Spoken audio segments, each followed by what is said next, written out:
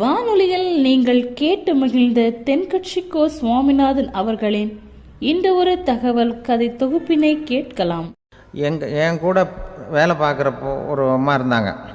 அவங்க எப்போதும் அவங்க வீட்டுக்காரர் படத்தையே வச்சுருப்பாங்க, கையில் பத்திரமா வச்சுருப்பாங்க. அவ்வளவு மரியாதை மதிப்புன்னு சொல்லி நாங்கள்லாம் அவங்கள பெருசாக நினைப்போம். இது எதுக்குமா அவங்க வீட்டுக்காரர் படத்தை பத்திரமா இல்லை கையிலே வச்சுருக்கீங்களே, ஆஃபீஸுக்கெல்லாம் எடுத்துகிட்டு வந்து வச்சு அடிக்கடி எடுத்து பார்த்துக்குவாங்க. அவ்வளவு பிரியமாக அவங்க வீட்டுக்காரர் இல்லை. ஆமாம், எனக்கு ஏதாவது பிரச்சனை வந்துவிடுதுன்னா உடனே எங்கள் வீட்டுக்காரர் படத்தை எடுத்து பார்ப்பேன்.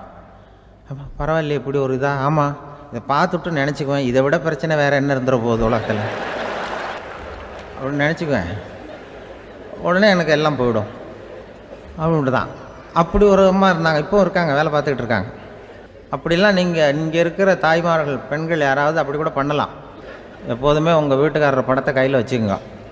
அது ஒரு யோசனை, குடும்பம் குதூகலமாக இருக்கிறதுக்கு அது ஒரு யோசனை. அதே மாதிரி இவங்களும் அவங்க படத்தை வச்சுக்கலாம், வச்சுக்கிட்டு பிரச்சனை வரும்பொழுது பார்த்துக்கணும்.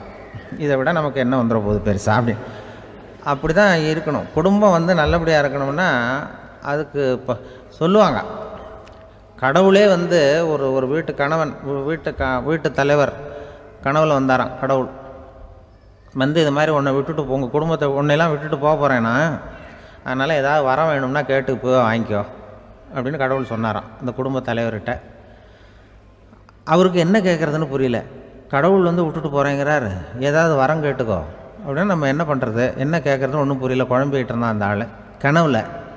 இப்போ கடவுள் சொன்னாராம், சரி நீ ரொம்ப குழப்பமாக இருக்க, நாளைக்கு மறுபடியும் உன் கனவில் வரேன், அதுக்குள்ளே நீ முடிவு பண்ணி வை, உனக்கு என்ன வரம் வேணுமோ கேட்டு வாங்கிக்கோ, உனக்கு வரம் கொடுத்துட்டு நான் போயிடுறேன், உன்னை விட்டுட்டு போகிறதா நான் முடிவு பண்ணிட்டேன் அப்படின்ட்டுருக்காரு கடவுள்.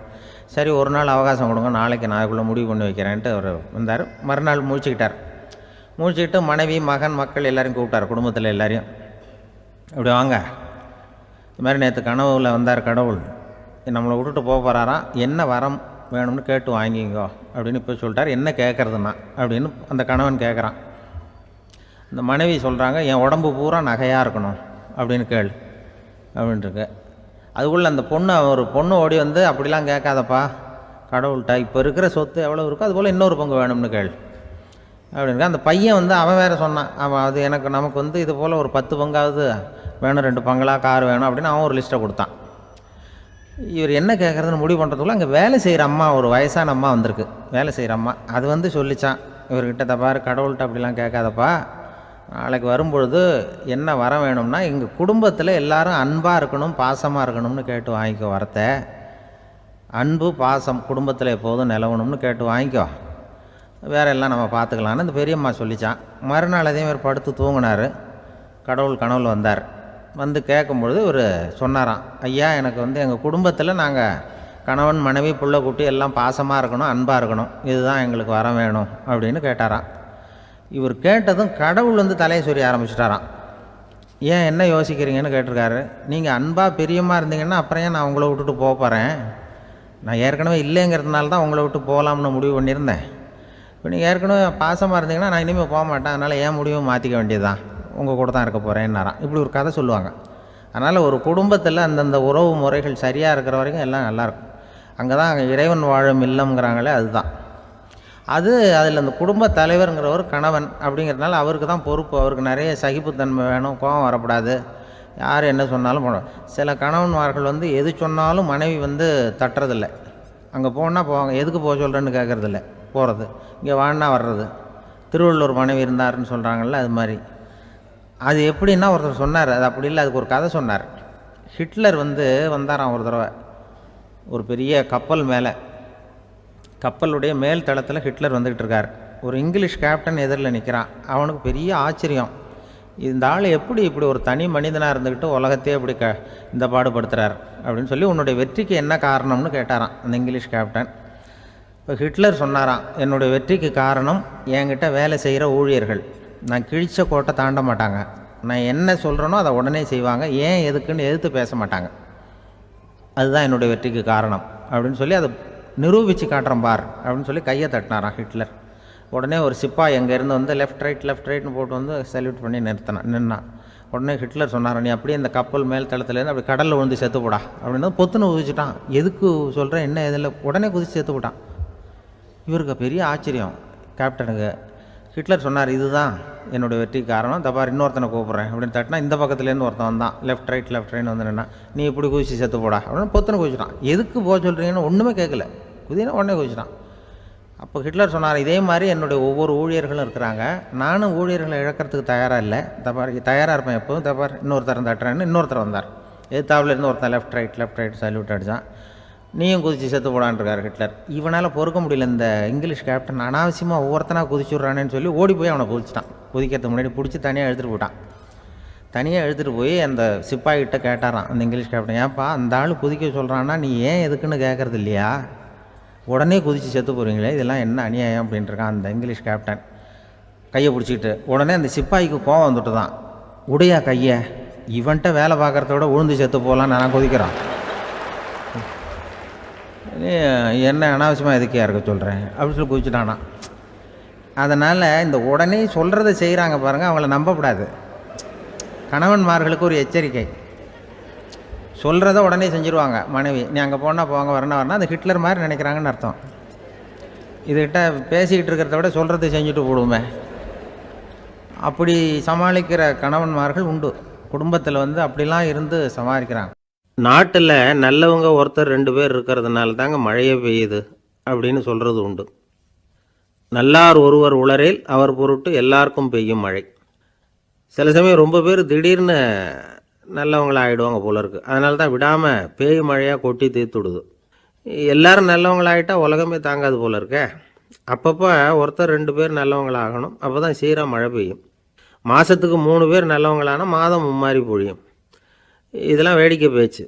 இப்போ இதெல்லாம் ஒரு பக்கம் இருக்கட்டும், இப்போ விஷயத்துக்கு வருவோம். ஒரு கும்பலில் நல்லவன் யார் அப்படிங்கிறத எப்படி கண்டுபிடிக்கிறது? இதுக்கு ஒரு வேடிக்கை கதை உண்டு. என்னுடைய நண்பர் ஒருத்தருக்கு அவங்க பாட்டியம்மா சொன்ன கதையாக அது. அது என்ன கதைன்னா, ஒரு ஊரில் ஒரு சமயம் பலமான மழை பெய்ய ஆரம்பிச்சுட்டு தான், இடி மின்னல் ரொம்ப கடுமையாக இருந்திருக்குது. ஆரம்பித்த மழை வர வர கடுமையாக ஆகிட்டு இருக்குதே தவிர நிற்கிற பாடாக தெரியல. ஊர் ஜனங்கள்லாம் பார்த்தாங்க, இதுக்கு மேலேயும் வீட்டு உள்ளே இருந்தால் ஆபத்துங்கிறத புரிஞ்சுக்கிட்டாங்க. ஏன்னா வீடெல்லாம் இடிஞ்சு விழுந்துருமோங்கிற பயம். உடனே எல்லாரும் புறப்பட்டு ஊருக்கு பொதுவாக இருந்த ஒரு மண்டபத்தில் போய் தங்கிக்கிட்டாங்க. மின்னல் கடுமையாக இருந்தது, இடி எந்த நேரத்துலையும் விழலாம்ங்கிற நிலைமை, எப்போ விழலாம்னு பார்த்துக்கிட்டு இருக்குது. அந்த மண்டபத்தில் இருந்த ஜனங்கள் மனசுக்குள்ளே ஒரு பயம், நம்ம கூட்டத்தில் யாராவது ஒரு கெட்டவன் பாவம் பண்ணவன் இருந்தால் கூட இடி இந்த மண்டபத்தில் விழுந்துரும், அது எல்லாருக்கும் ஆபத்து அப்படின்னு நினச்சாங்க. சரி, இதுக்கு என்ன பண்ணலாம் அப்படின்னு யோசனை பண்ணாங்க. அந்த கூட்டத்தில் ஒரு பெரியவர் இருந்தார், அவர் ஒரு யோசனை சொன்னார். இதோ பாருங்கள், அதுக்கு ஒரு வழி இருக்குது. அதோ எதிர்த்தாப்பில் கொஞ்சம் தூரத்தில் ஒரு உயரமாக மரம் ஒன்று இருக்குது பாருங்கள். பொதுவாக இடி சுலபமாக விழறது அது மாதிரி உயரமான மரத்தில் தான்.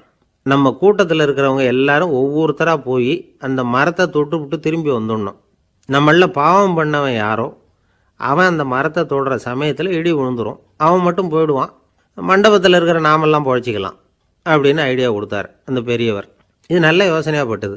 எல்லாரும் ஒத்துக்கிட்டாங்க. ஒவ்வொருத்தராக போய் அந்த மரத்தை தொட்டு விட்டு திரும்பி வந்தாங்க. இடி எதுவும் விழலை.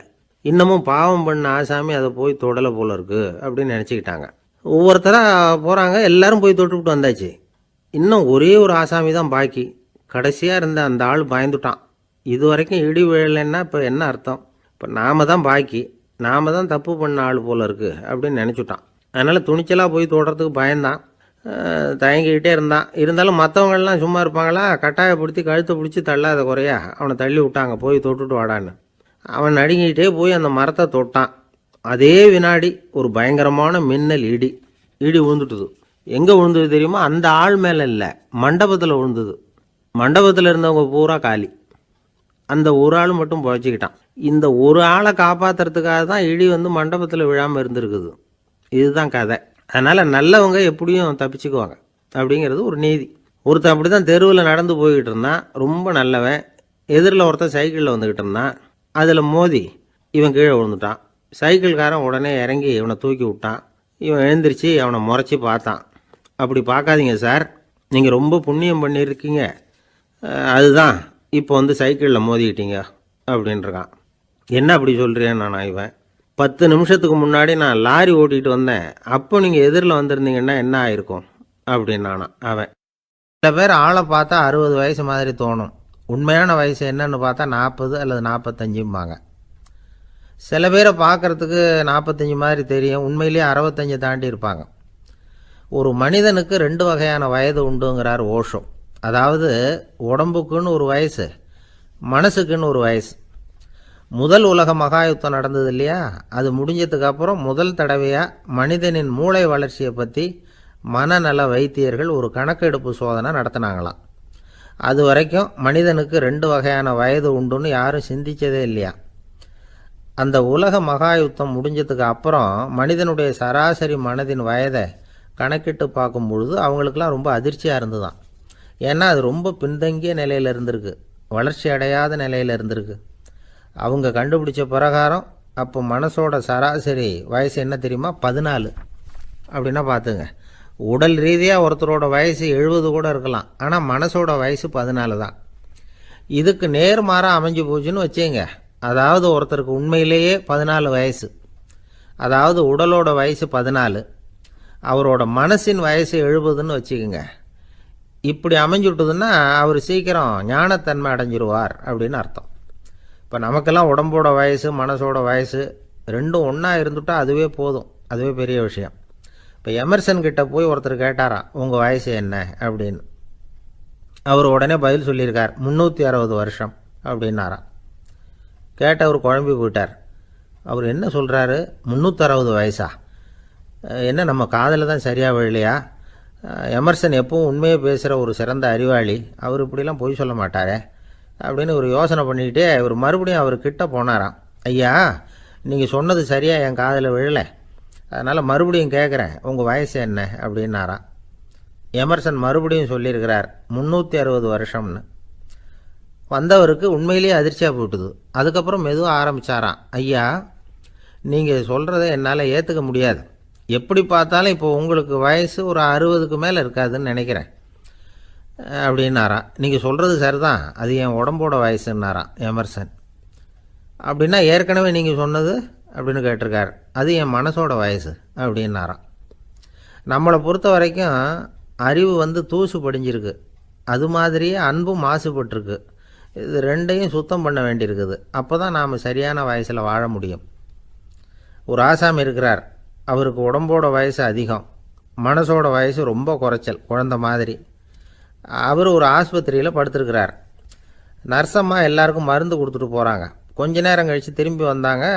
அப்போ இவர் அந்த அம்மாவை கூப்பிட்டு சொல்கிறார், இதை பாருங்கள் சிஸ்டர், நீங்கள் எல்லாருக்கும் சின்ன சின்ன மாத்திரையாக கொடுத்துட்டு எனக்கு மட்டும் நீளமான மாத்திரையாக கொடுத்துட்டீங்க, முழுங்கிறதுக்கு ரொம்ப கஷ்டமாக போச்சு, இனிமேல் எனக்கும் சின்ன மாத்திரையாக கொடுங்க சிஸ்டர் அப்படின்னாராம். அந்த அம்மா உடனே அதிர்ச்சியாகி தலையில் அடிச்சுக்கிட்டாங்களாம். நான் கஷ்டப்பட்டு மாத்திரையை முழுங்கினத்துக்கு நீங்கள் ஏம்மா தலையில் தட்டிக்கிறீங்க அப்படின்னு கேட்டிருக்காரு இவர். இதுக்கு அவங்க சொல்லியிருக்கிறாங்க, நான் உங்களுக்கு கொடுத்துட்டு போனது மாத்திரை இல்லைங்க, அது தெர்மாமீட்டர் அப்படின்னாங்களாம். குடும்பத்தில் ஒருத்தர் அனுசரிப்பு தன்மைங்கிறது ரொம்ப அவசியம். கணவன் மனைவின்னா அனுசரித்து போகணும்னு சொல்லுவாங்க. அதாவது ஒரு கணவன் அதுக்காக தான் அந்த காலத்துலலாம் ஒரு வீட்டுக்கு மாப்பிள்ளை தேடுறதுங்கிறது ஒரு பெரிய குடும்பத்தை நிர்வகிக்கிற அளவுக்கு ஒரு கணவனாக வரக்கூடிய எப்படி இருக்கணும் அப்படின்னா, அந்த காலத்தில் புலி வேட்டைக்கு போகணும். ஒரு பொண்ணுக்கு மாப்பிள்ளை தேடுறதுன்னா நம்ம தமிழ் பழக்கம் என்னென்னா, காட்டுக்கு போய் ஒரு புலியை வேட்டையாடிட்டு வரணும். அந்த புலி பல்லு அல்லது நகத்தை கொண்டுட்டு வரணும் அந்த இளைஞன். அதை வீட்டில் கொடுப்பான், அதை தான் கட்டி அதை இதாக கட்டுவாங்க, மாலையாக போடுவாங்க, தாலியாக கட்டுவாங்க. அதாவது வீரம் இருக்கா பையனுக்குன்னு பார்ப்பாங்க. ஒரு பொண்ணு வேணும்னா நீ முதல்ல வீட்டுக்கு பொண்ணு கேட்க போகக்கூடாது, காட்டுக்கு போகணும், போய் புளியை கொண்டு வா, அதுக்கப்புறம் தான் உனக்கு பொண்ணு அப்படின்னு சொல்லுவாங்க. இப்போவெல்லாம் ஏன் போகிறது இல்லைன்னா, இப்போலாம் ஒருத்தனை காட்டுக்கு போய் புலிப்பல் கொண்டு வான்னா புலி தான் மாப்பிள்ளையாக வரும். அதனால தான் இப்போ போகிறதில்ல யாரும் காட்டுக்கு. அப்போ பெண்களும் ரொம்ப வீரமாக இருந்தாங்க. பெண்கள் மூலம் அந்த காலத்தில் எப்படின்னா, முறத்தாலேயே புலியை துரத்துவாங்களாம். நம்ம பழைய பாட்டிலெல்லாம் பார்த்துருப்பீங்க, முறத்தால் புலியை விரட்டினாங்கன்னு வரும் பழைய பாட்டு. அந்த அளவுக்கு பெண்களுக்கு வீரம். இப்போ கல்யாணம் ஆகி இந்த காலத்தில் ஒரு கணவனை விரட்டிட்டு வந்தாங்களாம் முறத்தை எடுத்துக்கிட்டு. ஒரு மனைவி, அவன் பயந்துட்டு வெளில ஓடி வரான், பின்னாடி முறத்தை எடுத்துகிட்டு அந்த அம்மா ஓடி வருது. இவனை தனியாக பிடிச்சி கொண்டு போய், என்னப்பா இந்த மனைவிட்டு இப்படி பயந்து ஓடி வரையே, முறத்தால் துரத்துறா இப்படி வரையே அப்படின்னு தான் அவன் அப்படியே தடுமாறிக்கிட்டு, அதெல்லாம் ஒன்றும் இல்லை, அவன் என்ன புலியாக நினைக்கிறா அப்படின்னு ஒரு பெருமையாக சொல்லிட்டானான். அந்த காலத்தில் புலியை தான் முறத்தால் விரட்டினாங்க, இப்போ புருஷனை விரட்டுறாங்க அப்படின்னு சொல்லி. அப்படி அந்த காலத்தில் கணவனுக்கு ஒரு குடும்பத்தை நிர்வகிக்கிற திறமை இருக்கா உடல் வலிமை தான் முக்கியம்.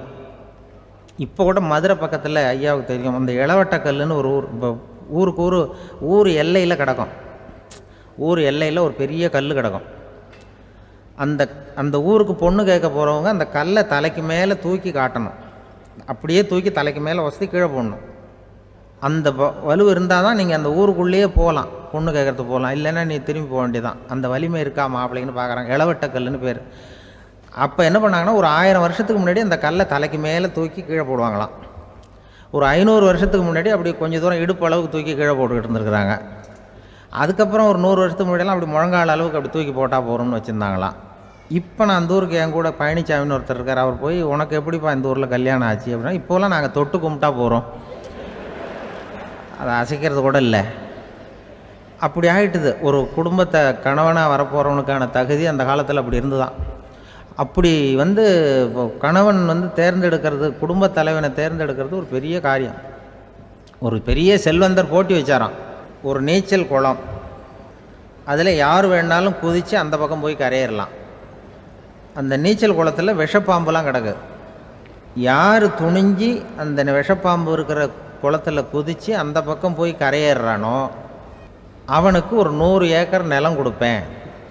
அது வேண்டான்னா ஒரு 1000 ஆடு கொடுப்பேன். அதுவும் வேண்டான்னா என் பொண்ணை கொடுப்பேன் அப்படின்னு போட்டி வச்சார். அதான் மாப்பிள்ளையை தேர்ந்தெடுக்கிறதுக்கு அவர் ஒரு வழி, நீச்சல் குளத்தில் குதித்து கரையேறணும். இப்போ அந்த ஊரில் இருக்கிற இளைஞர்கள்லாம் பார்க்குறாங்க அந்த குளத்தில் குதிக்கணும்னு. ஆனால் குளத்தில் ஒரு விஷப்பாம்புலாம் கிடக்கு. இது என்ன பண்ணுறதுன்னு பார்த்தா யாருமே குதிக்கிறதுக்கு தைரியம் வரல. திடீர்னு ஒருத்தன் துணிஞ்சு குதித்தான். படபடன்னு அடிச்சுட்டு போய் அந்த பக்கம் கரையேறிட்டான்.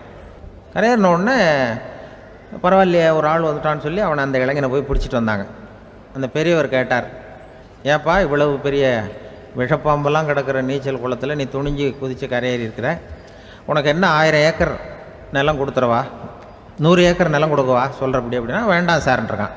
ஓஹோ அப்படின்னா ஒரு 1000 ஆடு வேணுமா உனக்கு அப்படின்னா, அதுவும் வேண்டாம் சார். ஓ அப்படின்னா என் பொண்ணு வேணுமா அப்படின்னா, அதுவும் வேண்டாம் சாருங்கிறான். அப்புறம் எதுக்குடா குதிச்சுன்ட்டு, என்ன உனக்கு என்ன தான் வேணும் அப்படின்னு கேட்டிருக்கார். என்னை எவன் பிடிச்சி தள்ளி விட்டவன்னு தெரியணும் அப்படின்றான். அதுக்காக அவன் பார்த்துருக்கான். அப்படி இருந்தால் தான் துணிச்சல் வரும் இந்த காலத்தில். எதுக்கு இவ்வளவு சங்கடம்லாம் வச்சாங்கன்னா, ஒரு குடும்பத்துக்கு தலைவராக வர வேண்டிய ஒரு ஆள், கணவனாக இருக்க வேண்டியவனுக்கு துணிச்சல் இருக்கா, தைரியம் இருக்கா அப்படிங்கிறது பார்க்குறதுக்காக இப்படிப்பட்ட தேர்வு முறைகள்லாம் வச்சுருந்தாங்க அந்த காலத்துலலாம். இப்போலாம் கல்யாணம் பண்ணுறது ஆளுக்கு நேரில் பார்க்காமலே கூட கல்யாணம் நடக்குது இன்டர்நெட்டில். இப்போ சர்டிஃபிகேட் கேட்குறாங்க, நோய் நொடி இல்லாமல் இருக்காரா பார். காட்டுக்கெலாம் போக வேண்டாம், நேராக ஆஸ்பத்திரிக்கு போய் ஒரு சர்டிஃபிகேட் வாங்கிட்டு வா, உனக்கு ஒன்றும் வியாதி இல்லைன்னு ப்ரூவ் பண்ணு, அதுக்கப்புறம் பார்த்துக்கலாம், மற்றதை பேசுவோம் அப்படின்னு சொல்லி அப்படி இருக்குது நிலைமை. அதனால் குடும்பத்தில் அந்த கணவனாக இருக்கிற வேண்டியவனுக்கு பொறுப்பு அதிகம். ஏன்னா எல்லாத்தையும் அனுசரித்து போக வேண்டியதாக வந்தான். அப்படி தான் இருக்குது. அந்த கணவன் மனைவிக்குள்ளே விட்டு கொடுக்கறது அதெல்லாம் பற்றி நிறைய எல்லாரும் ஏற்கனவே நம்ம புலவர்கள்லாம் பாடியிருக்காங்க. எல்லோரும் சொல்லுவாங்க, ஒரு கணவன் ஒரு குழந்தை பிறந்து தான் ஒரு வீட்டில், அந்த குழந்தைக்கு என்ன பேர் வைக்கிறதுங்கிறது ஒரு தகராறு. இந்த குழந்தைக்கு என்ன பேர் வைக்கிறதுங்கிறதுல தகராறு வந்துடுது. யார்? கணவனுக்கும் மனைவிக்கும். அவன் என்ன சொல்கிறான், எங்கள் அப்பா பேரை தான் வைக்கணுங்கிறான் அவன். இந்த அம்மா என்ன சொல்லுது, இல்லை எங்கள் அப்பா பேரை தான் வைக்கணும் அப்படிங்குது. காலையிலேருந்து சண்டை, தகராறு. எதிர்த்த வீட்டுக்காரன் பார்த்தான், இது என்ன காலையிலேருந்து எதிர்த்த வீட்டில் தகராறு நடக்குது, என்னென்னு போய் கேட்டிருக்கான். என்னம்மா உங்களுக்கு உள்ள தகராறு, காலையிலேருந்து பார்த்தேன் அப்படின்னா, ஒன்றும் இல்லைம்மா, எங்கள் குழந்தைக்கு பேர் வைக்கிறதுல எங்களுக்கு உள்ளே ஒத்து போக முடியல, நான் எங்கள் அப்பா பேரை வைக்கணுங்கிறேன், அந்த அம்மா அவங்க அப்பா பேரை வைக்கணுங்குது, அதுதான் எங்களால் குடும்பத்தில் ஒரு நிம்மதி இல்லாமல் இருக்கிறோம், தகராறு பண்ணிகிட்ருக்கோம் அப்படின்னு நானா. அப்போ எதிர்த்த வீட்டுக்காரன் சொல்லியிருக்கான், எதிர்த்த வீட்டுக்காரன்னு நான் எதுக்கு இருக்கிறேன், நான் பஞ்சாயத்து பண்ணி வைக்கிறேன், உங்களுக்குள்ளே என்ன இது பேர் தானே வைக்கணும், ஏன்ப்பா உங்கள் அப்பா பேர் என்ன அப்படின்னு அவனை கேட்டிருக்கான். எங்கள் அப்பா பேர் சீனிவாசன் அப்படின்ட்டுருக்கான்.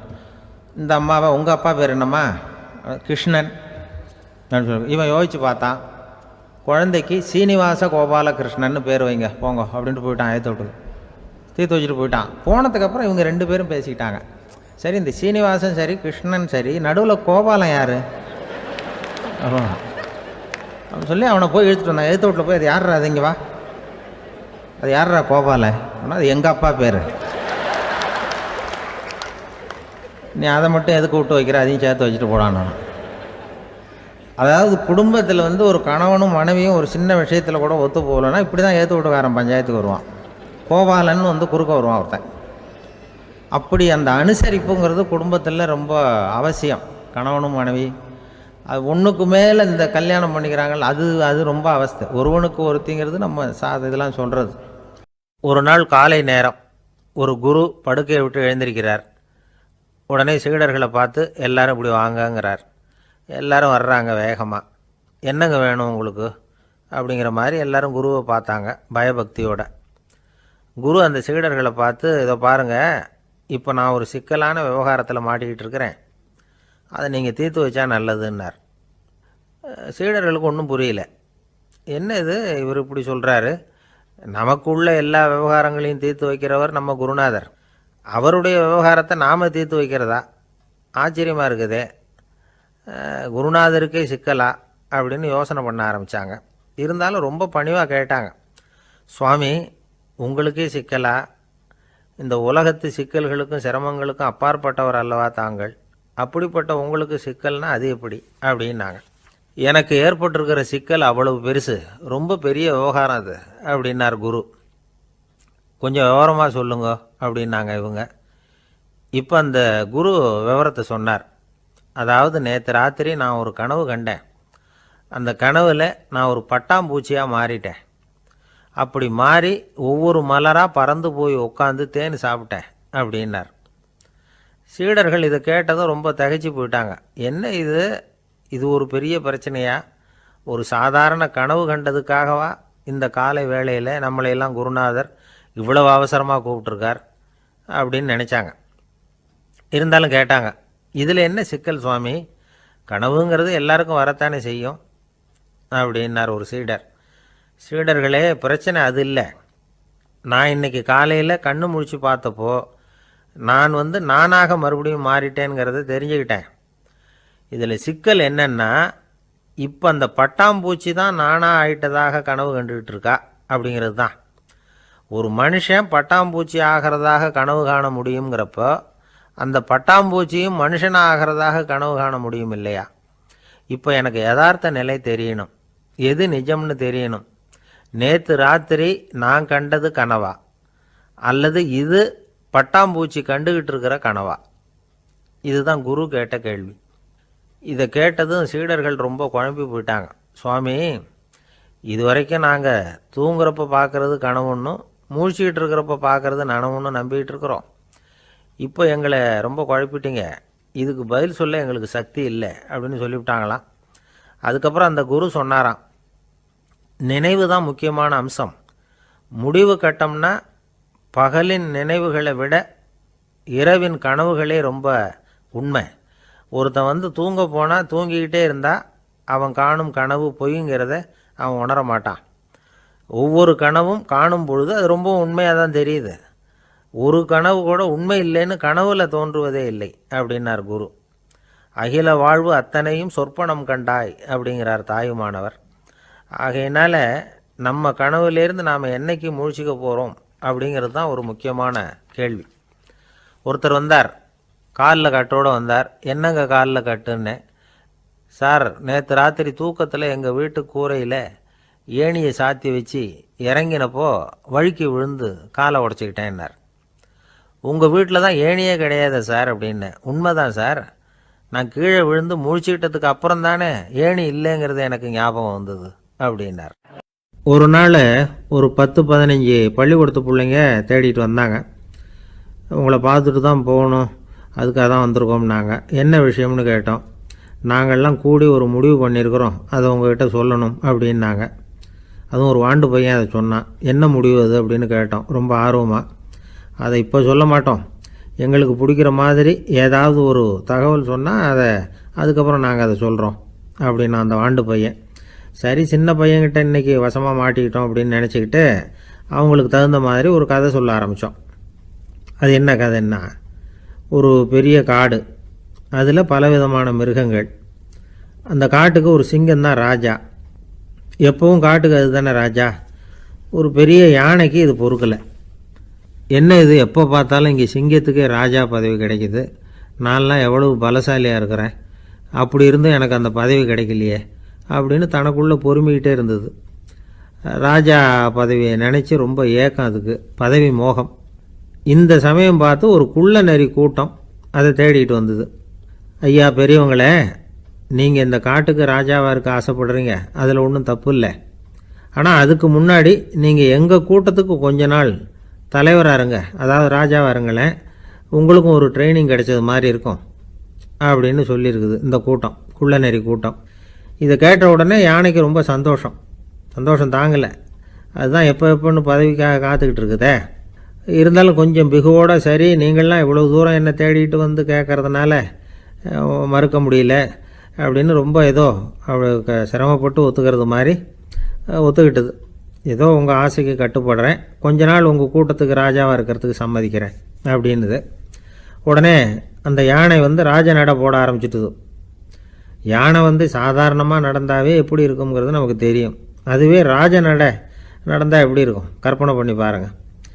யானை முன்னாடி கம்பீரமாக போய்கிட்டு இருக்குது, தலைவர் இல்லையா, அதனால் குள்ள நரிகள்லாம் ரொம்ப அடக்கமாக அது பின்னாடி அணிவகுத்து போயிட்டுருக்குது. ராஜா வாழ்க, மன்னர் வாழ்க அப்படின்னு கோஷம் வேற. யானைக்கு தலைகால் புரியல, அவ்வளவு சந்தோஷம். அந்த யானைக்கு செருக்கு, ஆணவம் எல்லாம் ஏற்பட்டு போச்சு. அதுக்கப்புறம் அது தரையை பார்க்குமா, நிமிர்ந்து நடக்க ஆரம்பிச்சுட்டுது. தரையை பார்க்குறதே இல்லை. அப்படி போயிட்டுருக்கிறப்போ ஒரு சதுப்பு நிலத்தில் திடீர்னு காலை வச்சுட்டுது. அவ்வளோதான், கால் உள்ளே போட்டுது. இன்னொரு காலை எடுத்து வச்சுது, அதுவும் உள்ளே போட்டுது. அந்த 2 காலையும் எடுக்கிறதுக்காக அடுத்த 2 காலையும் அழுத்துச்சு, அதுவும் உள்ளே போக ஆரம்பிச்சுட்டுது. இப்போ 4 காலம் வசமாக சேத்துல அழுந்தி போச்சு, எடுக்க முடியல. குள்ள நரிகள்லாம் அதை சுற்றி சுற்றி வந்தது. சிலது சுற்றி நின்று டான்ஸ் ஆட ஆரம்பிச்சுட்டுது யானையை பார்த்துட்டு. இதை யானை பார்த்தது. என்ன இது தலைவர், நான் தவிச்சிக்கிட்டு இருக்கிறேன், தொண்டர்கள்லாம் சுற்றி நின்று வேடிக்கை பார்த்துக்கிட்டு இருக்கிறீங்க, டான்ஸ் ஆடுறீங்க அப்படின்னு கேட்டுதான். தொண்டர்களே, தலைவர் நான் தவிச்சிக்கிட்டு இருக்கிறது உங்களுக்கு தெரியலையா?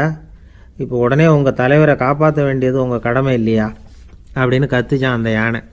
குள்ள நரிகளில் ஒன்று முன்னாடி நின்று அந்த யானையை பார்த்து தான், தலைவரே எங்களுக்கு ரொம்ப நாளாக ஒரு ஆசை, அந்த ஆசையை நிறைவேற்றிக்கிறதுக்காகத்தான் உங்களை எங்கள் தலைவராக ஏற்றுக்கிறோம்னு சொன்னோம் அப்படின்னு தான். என்ன ஆசைன்னு கேட்டிருக்கு யானை.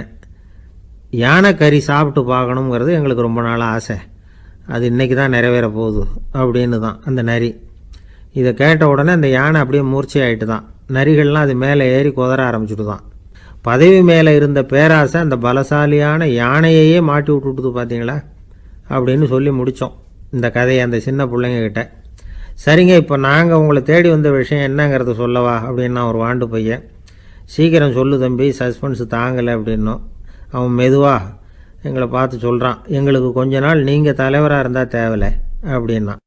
எனக்கு அதிர்ஷ்டமே இல்லை சார் அப்படின்னார் ஒருத்தர். ஏன் அப்படி சொல்கிறீங்கன்னு கேட்டோம். வியாபாரம் பண்ணலாம்னு ஒரு கடை வச்சேன், வேண்டியப்பட்டவங்க கூட என் கடையில் எதுவும் வாங்க மாட்டேங்கிறான், எல்லாரும் அடுத்த கடைக்கு தான் போகிறான் அப்படின்னு சொல்லி ரொம்ப அழுத்துக்கிட்டார். இதுக்கு போய் அதிர்ஷ்டம் இல்லைன்னு சொல்லாதீங்க, வாடிக்கையாளர்களை கவர்றது எப்படிங்கிறது உங்களுக்கு தெரியல, அதுதான் குறை அப்படின்னும். சார் உங்களுக்கு தெரிஞ்சால் அந்த ரகசியத்தை எனக்கும் கொஞ்சம் சொல்லி கொடுங்களேன் அப்படின்னார். சரி உங்கள் காதை இப்படி கொடுங்க அப்படின்னு சொல்லி அது சம்பந்தமாக பெரிய வல்லுநர்கள் சொல்லியிருக்கிற கருத்துக்களை அவர்கிட்ட சொல்ல ஆரம்பித்தோம். அதாவது இந்த வாடிக்கையாளர்களை கவர்றதுக்கு வல்லுநர்கள் பல ஆலோசனைகளை ஏற்கனவே சொல்லி வச்சுருக்கிறாங்க, அது சம்பந்தமாக அனுபவப்பட்டவங்க, அதை தெரிஞ்சு வச்சுக்கணும். அதாவது கடை வச்சுருக்கிறவங்க எல்லாரும் இதை கொஞ்சம் காதில் வாங்கி வச்சுக்கணும். எதை இப்போ சொல்ல போகிறத, எப்பவும் பணத்தை சம்பாதிக்கிறதுலையே குறியாக இருக்கக்கூடாதான். அதை விட முக்கியமாக நீங்கள் சம்பாதிக்க வேண்டியது வாடிக்கையாளர்களுடைய மன நிறைவு. வர்றவங்க திருப்தியோடு போகணும், அது முக்கியம், அதில் கவனமாக இருக்கணும். கடைக்கு வர்ற ஒருத்தர் ஏதாவது ஒரு குறை சொல்கிறாருன்னு வச்சுக்கோங்க, அதை அலட்சியப்படுத்தக்கூடாது, ரொம்ப அக்கறையோடு அதை காது கொடுத்து கேட்கணும். அப்படியா சார், அதை நான் அவசியம் கவனிக்கிறேன் அப்படின்னு சொல்லணும். ஒருத்தர் வரார், சார் நேற்றுக்கு உங்கள் கடையில் இதை நான் வாங்கிட்டு போனேன், வீட்டில் இது வேணான்னு சொல்லிவிட்டாங்க, அது திருப்பி கொடுக்கறதுக்காக தான் வந்திருக்கிறேன் அப்படின்னு சொல்லி திருப்பி கொடுக்குறார். உடனே நீங்கள் முகம் சுளிக்கக்கூடாது, எரிச்சல் படக்கூடாது, வழக்கம் போல் நிதானமாக முகம் அலர்ச்சியோடு அதை திருப்பி வாங்கிக்கணும். இவ்வளவு ரூபாய்க்கு சாமான் வாங்கினா இந்த ஸ்பூன் அன்பளிப்பு, இப்படி ஏதாவது கொடுக்கலாம். பண்டிகை காலங்கள்லேயும் பொருள்கள் வாங்குறவங்களுக்கு இப்படி ஏதாவது பொருத்தமாக ஒரு அன்பளிப்பு கொடுக்கலாம். நீங்கள் கொடுக்கறது ஒரு சர்வசாதாரணமான பொருளாக இருந்தால் கூட அது வாங்குற ஒரு மனசில் ஒரு மகிழ்ச்சியை ஏற்படுத்தும். எதுவும் உங்களால் கொடுக்க முடியலன்னா உங்கள் முகம் நிறைஞ்ச சிரிப்பையாவது கொடுங்க, அது போதும். உங்கள் கடையில் இல்லாத ஒரு பொருளை வாடிக்கையாளர் வந்து கேட்குறார், உடனே இல்லைன்னு முகத்தில் அடித்தது மாதிரி சொல்லிடக்கூடாது. கொஞ்சம் உட்காருங்க சார் அப்படின்னு சொல்லி உங்கள் பணியாளர் யாரையாவது அனுப்பி வெளியிலேருந்து வாங்கிட்டு வர சொல்லி அவர்கிட்ட கொடுக்கலாம். சில பேர் உங்கள் கடைக்கு வரும்பொழுது அவங்க வீட்டு குழந்தைகளையும் கூப்பிட்டுக்கிட்டு வர்றாங்கன்னு வைங்க. நீங்கள் என்ன செய்யணும்னா அந்த குழந்தைகளை முதல்ல கவனிக்கணும். அது கன்னத்தை கிள்ளணும், அதுக்கிட்ட விளையாடணும், அதுக்கு ஏதாவது மிட்டாய் பிஸ்கட் எதையாவது கொடுத்து அது கவனத்தை கவரணும். அதுக்கப்புறம் பெரியவங்களை கவனிக்கலாம். உங்கள் கடையில் வேலை செய்கிற பணியாளர்கள் சுத்தமாக இருக்கணும், சிரித்த முகம், சுறுசுறுப்பு, இது ரெண்டும் அவங்களுக்கு தேவை. அழுது வடிஞ்சிக்கிட்டு இருக்கக்கூடாது. அப்புறம் இன்னொரு விஷயம், அதிகமாக பொருள் வாங்குற ஒருத்தர்கிட்ட அதிக மரியாதையாகவும் குறைச்சலாக பொருள் வாங்குறவர்கிட்ட வேறு விதமாகவும் நடந்துக்கக்கூடாது. எல்லாருக்கிட்டையும் சமமாக நடந்துக்கணும். 5 ரூபாய்க்கு வாங்கினாலும் சரி, 500 ரூபாய்க்கு வாங்கினாலும் சரி, அவங்கக்கிட்ட நீங்கள் காட்டுற மரியாதையில் வித்தியாசம் இருக்கக்கூடாது. எல்லாத்துக்கும் மேலே உங்கள் கடையில் ஒரு பொருள் வாங்கினா அது உண்மையானதாக இருக்கும், தரமுள்ளதாக இருக்கும் அப்படிங்கிற நினைப்பு ஜனங்களுக்கு வரணும். அதனால் தரமான பொருளையே நீங்கள் உங்கள் கடையில் வச்சுருக்கணும். இது வரைக்கும் நான் சொன்னதையெல்லாம் கவனத்தில் வச்சுக்கிட்டு நீங்கள் கடையை ஆரம்பிச்சிங்கன்னா வியாபாரம் பிச்சுக்கிட்டு போகும். அப்படி போகலன்னா அதுக்கப்புறம் கேளுங்க. ஏன்னா இந்த யோசனைகள்லாம் அனுபவப்பட்டவங்க சொல்லியிருக்கிற யோசனைகள். இந்த யோசனைகளில் நீங்கள் எச்சரிக்கையாக இருக்க வேண்டிய ஒரு விஷயம் உண்டு. அது என்னங்கிறதையும் தெரிஞ்சு வச்சுக்கிறது நல்லது. என்னுடைய நண்பர் ஒருத்தர் வந்தார். சார், உங்கள் யோசனையை கேட்டதுனால நான் ஒரு அறை வாங்கினது தான் மிச்சம்னார். என்ன ஆச்சுன்னு கேட்டேன். எங்கள் கடைக்கு ஒரு பெரிய அம்மா குழந்தைய தூக்கிட்டு வந்தாங்க சார். உங்கள் யோசனைப்படி அந்த குழந்தையோட கன்னத்தை கிள்ளணும்னு முயற்சி பண்ணினேன். திடீர்னு அந்த நேரம் பார்த்து அந்த குழந்தை தலையை குனிஞ்சிக்கிட்டுது. என் கை குழந்தையோட கன்னத்துக்கு பதிலாக அதை தூக்கிட்டு வந்தவங்க கன்னத்தை கிள்ளி விட்டுது. அதுதான் இப்படி ஆயிட்டுது அப்படின்னார், கன்னத்தை தடவிக்கிட்டே.